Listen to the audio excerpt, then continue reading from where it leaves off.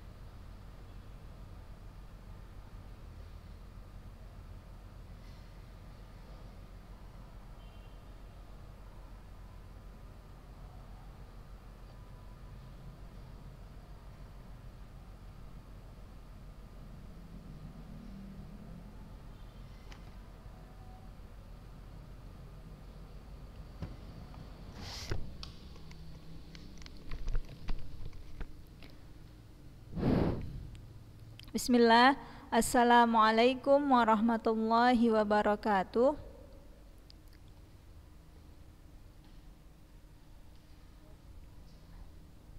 Iya, sambil nunggu boleh dicat ya.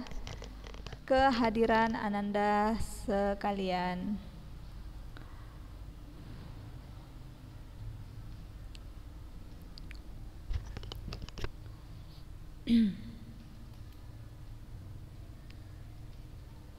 Iya, Syakira, Naziha Lutfiyah, Ade, Raha, Nur Misbah, Syarafina, Dewi Sofiana, Deva Najla. Ya, alhamdulillah. Assalamualaikum warahmatullahi wabarakatuh.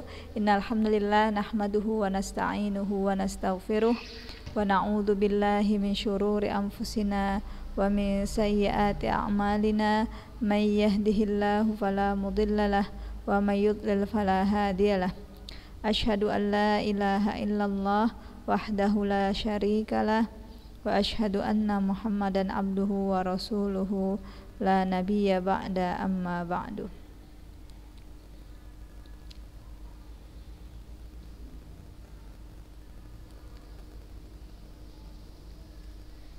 Tayyib, Ananda sekalian, kaifa halukun?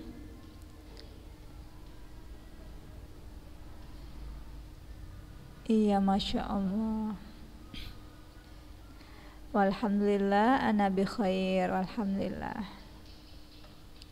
Ya, senang sekali di hari ini ya, hari kedua kita memasuki semester genap ya. Hari Selasa tanggal 5 Januari 2021. Alhamdulillah, banyak-banyak kita mengucapkan syukur kepada Allah yang telah memberikan kita umur, kesempatan serta kesehatan dan ya, nikmat yang paling mulia, yakni di tahun ini kita masih dalam keadaan masih menikmati nikmat Islam dan nikmat iman. Alhamdulillah. Dan di hari ini juga Allah masih beri kita kesempatan untuk kembali belajar ya, menuntut ilmu yang merupakan kewajiban kita bersama, membaca hadis Rasulullah SAW yang mana kita berharap semoga apa yang kita baca di pagi hari ini, yang kita pelajari di pagi hari ini diterima oleh Allah dan diberikan ganjaran setimpal di akhirat nanti. Allahumma amin. Nah, Ananda sekalian, hasil yang sangat memuaskan di ujian kemarin ya, alhamdulillah. Terlihat kalian penuh kesiapan ya, dan kita akan lanjuti hadis berikutnya, yakni al-hadits at-tasi' asyar, Bagi ananda semua yang ada dekatnya buku ya hadis arba'in, maka boleh silahkan dibuka. Di situ di buku kalian apa judul hadisnya? Coba Afifah. Afifah ada buku? Oh, tidak ada. Berarti lihat layar ya. Iya. Raihani, apa di buku judulnya Raihani?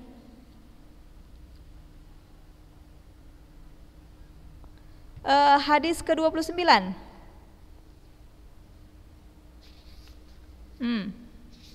Hadis ke-29.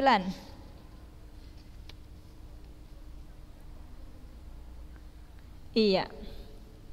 Pintu-pintu kebaikan dan kewajiban menjaga lisan. Jangan kaget ya, lihat hadisnya ada 2 halaman lebih. Insya Allah kalian sudah berpengalaman dalam menghafal yang banyak-banyak ya, jadi jangan kaget. Nah, al-hadits tasi asyar, silahkan Rantia Anissa, iqra'i anti.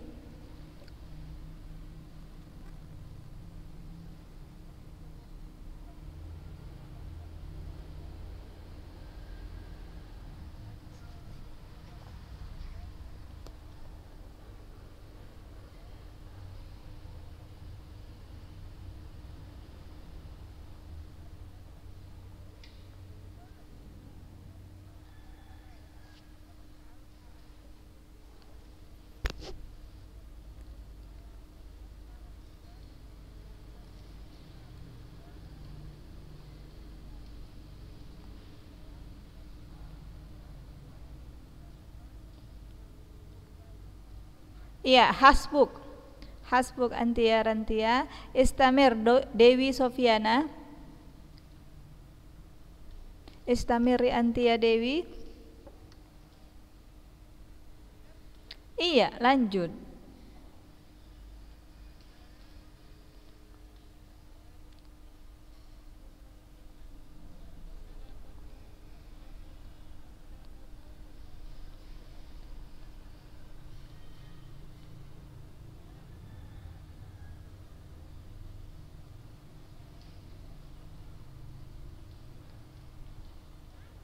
Iya, ayat betul.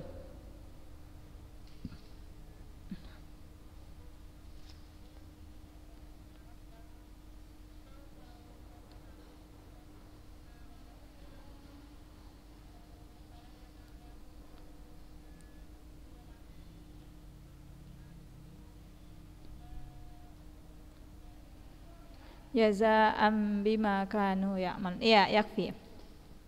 Nah, cukup ya, cukup. Kalau kalian telah membaca hadis ini juga menunjukkan semangatnya para sahabat tentang kebaikan-kebaikan untuk meraih akhirat ya, tentang semangat para sahabat untuk akhiratnya. Tidak sedikit pun dari mereka yang menginginkan keuntungan-keuntungan dunia. Selalu saja perkara yang mereka tanyakan adalah tentang akhirat. Ini menunjukkan cita-cita para sahabat yang begitu tinggi. Apa cita-cita mereka? Ingin masuk surga. Sehingga kita bisa lihat, kita bisa balik lagi ke hadis-hadis yang awal sekali kita pelajari, hadis 21, 22. Itu semuanya pertanyaan para sahabat tentang bagaimana caranya masuk surga. Nah, inilah yang selalu menjadi harapan para sahabat, masuk surga. Ya, dan tentunya anak-anak ustazah kalian, ya, kita semua harus menjadikan cita-cita kita sebagaimana cita-citanya para sahabat, yaitu surga. Nggak ada lagi cita-cita yang tertinggi selain masuk surga. Dan seperti inilah seharusnya anak-anak peserta didik zaman sekarang, anak-anak di zaman ini harus ditanamkan di hati mereka, di benak mereka, yaitu ingin masuk surga. Karena apa? Karena nanti kalau sudah tertanam pada diri kita cita-cita ini ingin masuk surga, maka akan mudah diarahkan kepada kebaikan.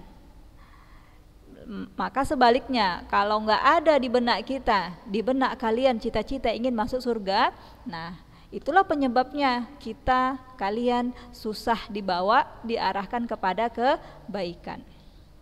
Nah, inilah para sahabat radhiyallahu anhum.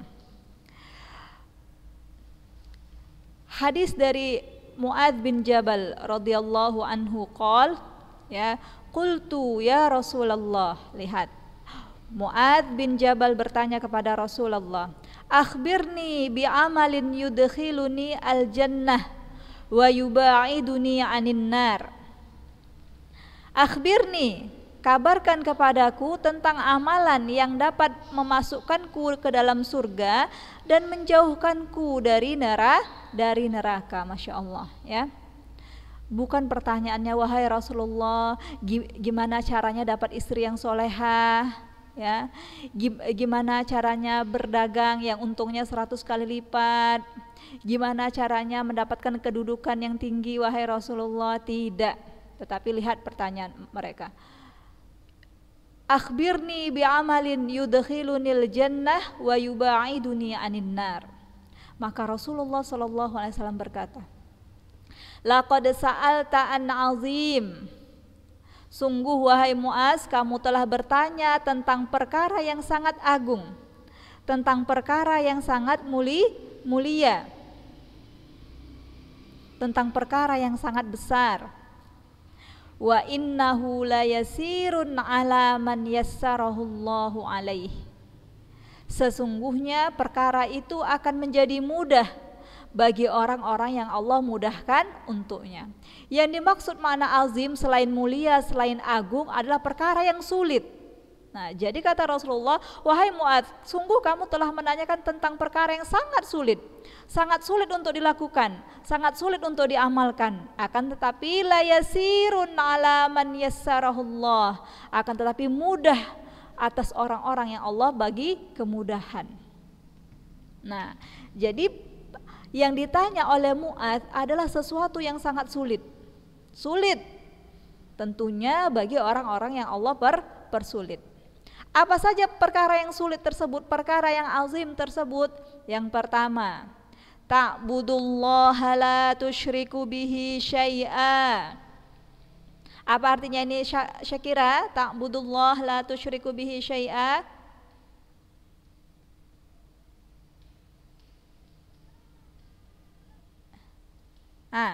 Syakirah.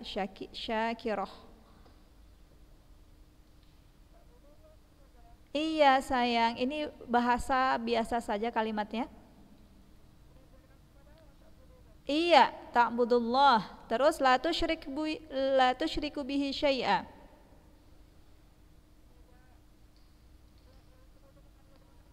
Iya, benar. Jangan ragu-ragu ya, kalimat ini biasa saja ya.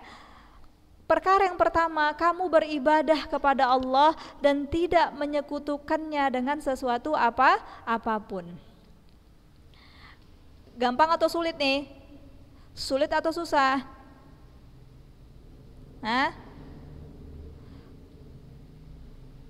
Susah atau sulit? Gampang ya, gampang, tapi dengan catatan bagi orang-orang yang Allah kasih kemudahan. Sulit bagi orang-orang yang tidak mempelajari apa itu syirik, maka dia nggak paham, dia nggak bisa terlepas dari syirik. Sulit bagi orang-orang yang nggak memahami bagaimana cara beribadah kepada Allah yang benar, dan sulit bagi orang-orang yang telah Allah tutup hatinya, bagi orang-orang yang tidak Allah kehendaki untuk mempelajari ilmu. Wal'iyadzubillah. Nah, akan tetapi lantas bagi kita jangan merasa aman. Oh, alhamdulillah saya udah sekolah di Ulunuha, saya taklim tiap minggu, kami udah belajar tauhid, insya Allah saya terbebas dari syirik. Tidak. Bahkan kata Rasulullah ya, Rasulullah menganjurkan kita senantiasa untuk berdoa agar terlindung dari kesyirikan. Ada yang masih ingat doanya? Hania Salma? Ada yang masih ingat doanya? Berlindung dari kesyirikan yang harus senantiasa sering kita baca. Yasmina Karima, Naziha Lutfiyah, Allahumma inni a'udzubika an usyrika bika wa ana a'lam wa astaghfiruka lima la a'lam. Nah itu doa itu yang harus sering-sering kita sebutkan. Kadangkala kita nggak sengaja jatuh dalam kesyirikan. Seperti yang pernah saya sebutkan, mungkin kita syirik untuk beribadah ke kuburan tidak lagi, ya kan? Untuk datang ke dukun mungkin nggak lagi, untuk menyembah pepohonan mungkin nggak lagi. Akan tapi syirik bisa yang sangat terancam, yang sangat mudah manusia terjatuh dalam kesyirikan tersebut, yaitu syirik kecil. Apa itu syirik kecil? Riya, benar, ahsantun, riya, sombong. Nah, atau ibadahnya tidak karena Allah Ta'ala. Nah, jadi kata Rasulullah, pertanyaan yang kamu tanya itu adalah tentang perkara yang sangat sulit. Nih, perkara yang sulit pertama adalah ta'budullah la tusyriku bihi syai'a. Apa perkara yang kedua? Bisa sebutkan? Rantia, Yasmina, Anissa Fitria, dan yang lainnya. Siapa yang bisa sebutkan perkara yang kedua? Raihani, Hanifah Nadia, Afifah Az-Zahra, Mutia Alfani. Wa tuqimus shalah. Ya, ini perkara yang kedua yang kata Rasulullah sulit, menegakkan sholat. Nah, sulit nggak menegakkan sholat? Ya. Menegakkan sholat atau melaksanakan sholat tidak hanya sekedar kita lakukan sholat aja. Alhamdulillah ustazah kami udah 5 waktu sholat, alhamdulillah. Tetapi termasuk juga di dalamnya adalah menjaga waktu sholat, menjaga kualitas sholat kita. Masya Allah, ini memang sulit. Memang sulit, bahkan saking sulitnya ya, yang menggambarkan kalau menjaga sholat itu sulit ya, banyak pelaku sholat yang kena ancam. Fawailul lil musallin, celakalah bagi orang-orang yang sholat. Wal'iyatubillah. Lalu yang ketiga, wa tu'tiyaz zakah, menunaikan zakat. Ini juga sulit anak-anak sekalian ya. Karena apa? Yang pernah kita pelajari, manusia ini memiliki sifat bakhil, 1. Manusia ini suka mengumpul harta, 2. Manusia ini cinta terhadap harta, 3. Nah, 3 sifat inilah yang membuat melaksanakan zakat menjadi sebuah perkara yang sulit, kecuali orang-orang yang Allah beri kemudahan. Lalu watasumu Ramadan yang keempat, watahujjul bait yang kelima. Nah, lalu summa qol, siapa yang berkata? Siapa yang berkata?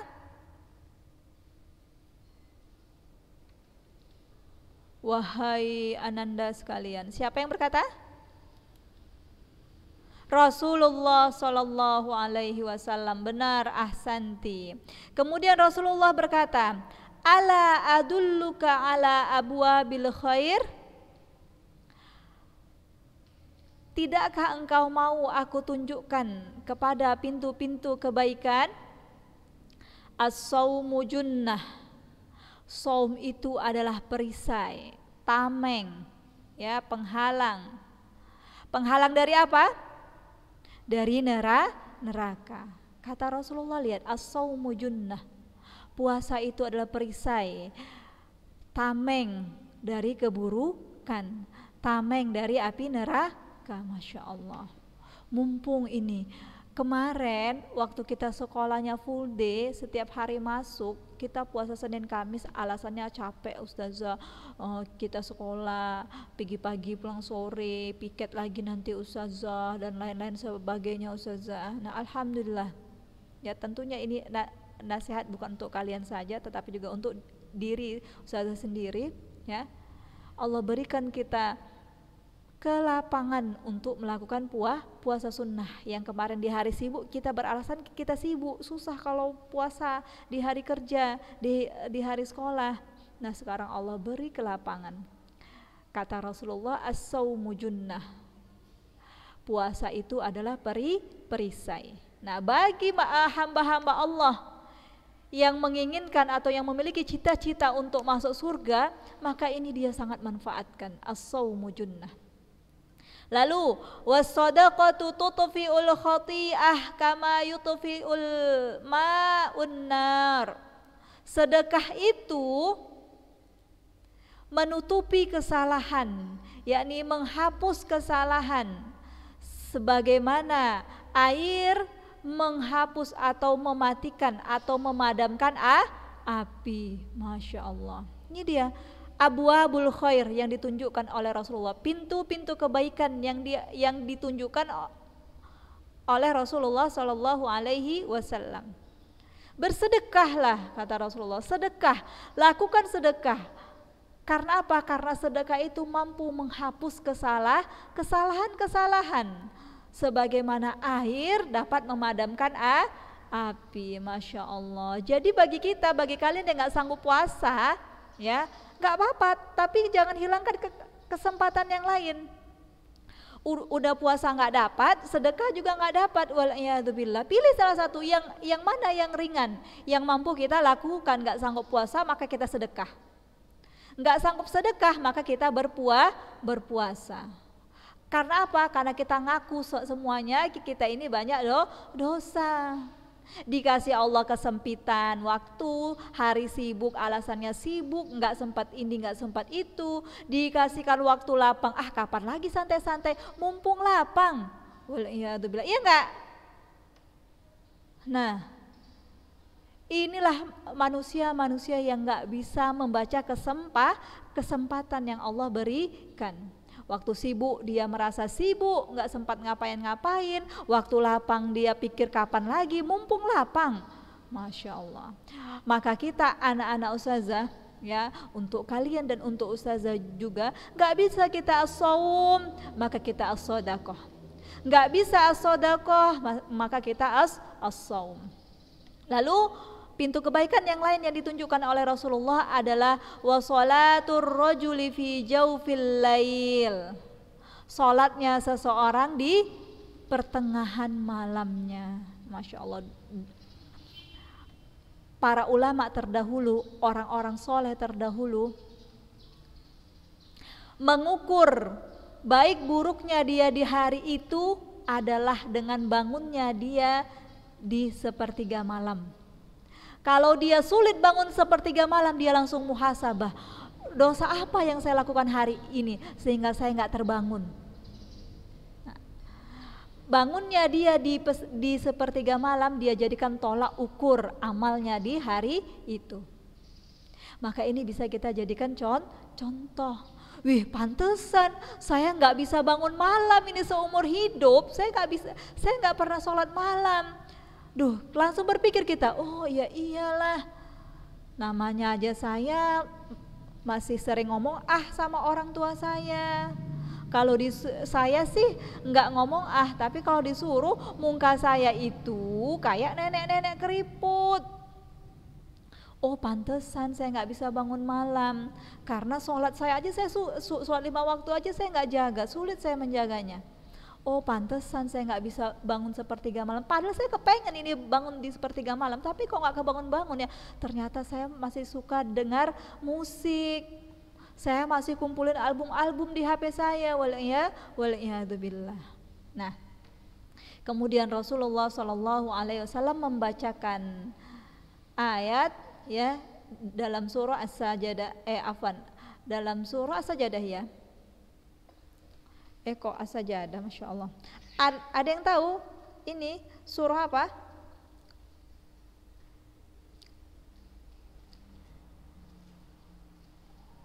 Iya kan? Iya, di dalam surah As-Sajadah. Tatajafa junubuhum 'anil madaji'. Lambung-lambung mereka jauh dari tempat tidur. Lambung ini maksudnya apa? Perutnya ini, perut kita, perut mereka, bukan perut kita ya, karena di sini disebutkan ciri-ciri orang yang beriman. Lambung-lambung mereka jauh dari tempat tidur, yakni mereka nggak tidur di tengah malam. Jadi mereka kalau nggak tidur ngapain? Apakah nonton bola? Oh, saya juga sering begadang kok Ustazah. saya sering begadang nih Ustazah, kadang sampai jam 2, kadang jam 3 saya bangun Ustazah. Sholat enggak, jadi drakor lah Ustazah, apalagi. Nah, waliyadzubillah. Nah, lambung-lambung mereka jauh dari tempat tidur. Ngapain? Yad'una rabbahum khaufan wa tama'a. Mereka berdoa kepada Rabb mereka dengan rasa takut. Wa mimma razaqnahum yunfiqun, dan mereka menginfakkan dari harta-harta yang telah kami rezekikan kepada mereka. Fala ta'lamu nafsum ma ukhfiya lahum, dan mereka tidak mengetahui, ya, tidak seorang pun yang mengetahui ma ukhfiya lahum, apa yang disembunyikan untuk mereka, min qurrati ayun, berupa kenikmatan jazaa'an bima kanu ya'malun, sebagai balasan terhadap apa-apa yang mereka lakukan. Jadi ganjaran bagi orang-orang yang bangun di sepertiga malam itu, ya, tidak diketahui, nggak ada seorang pun yang tahu. Dia yang sholat malam pun dia nggak tahu balasannya seperti apa. Memang sengaja Allah sembunyikan, nanti di akhirat akan diperlihatkan. Yang jelas qurrati a'yun, balasan yang menyejukkan pandangan. Masya Allah, semoga kita termasuk orang-orang yang Allah permudah untuk bangun di sepertiga malam. Pengen jadi orang-orang yang rajin bangun di sepertiga malam? Pengen gak? Gak ada yang jawab ini, berarti gak ada yang pengen. Pengen ya, harus. Iya pengen ya kan. Nah, oke, kita berdoa kepada Allah, semoga nanti malam dan seterusnya Allah bangunkan kita. Nah, ada pertanyaan? Ya, maka sampai di sini dulu ya potongan hadis kita ya, sampai di surah As-Sajdah. Semoga bermanfaat. Nah, ini hadis ada 5 baris. Ya, kalau di layar ya, ada 6 baris. Kalau di layar ada 6 baris, maka bolehlah kita bersama kita angsur. Dan ini kalimatnya sangat mudah, apalagi kalau kalian coba pahami artinya. Ingat, kalian itu harus terbiasa, harus mulai berlatih untuk mengartikan kalimat-kalimat Arab. Paling enggak kita itu bisa berbahasa pasif ya, kalaupun aktif kita nggak bisa, tetapi kita bisa secara pasif. Ayat-ayat atau hadis-hadis itu kita bisa artikan sedikit-sedikit. Kalau kalian nggak berlatih, maka akan sulit untuk bisa seperti itu. Maka sedikit-sedikit lah berlatih ya. Jangan lihat terjemahannya dulu, coba kalian ini kultu apa artinya, sa'alta ya, yasir, tutfi'u, jangan lihat terjemahannya dulu, coba cari di kamus. Nah, udah dapat artinya, maka sesuaikan coba dengan domirnya. Ya, Masya Allah, waktunya telah habis ya. Kita lanjut minggu depan insyaallah. Kita tutup dengan subhanaka Allahumma wa bihamdik, asyhadu an la ilaha illa anta, astaghfiruka wa atubu ilaik. Assalamualaikum warahmatullahi wabarakatuh.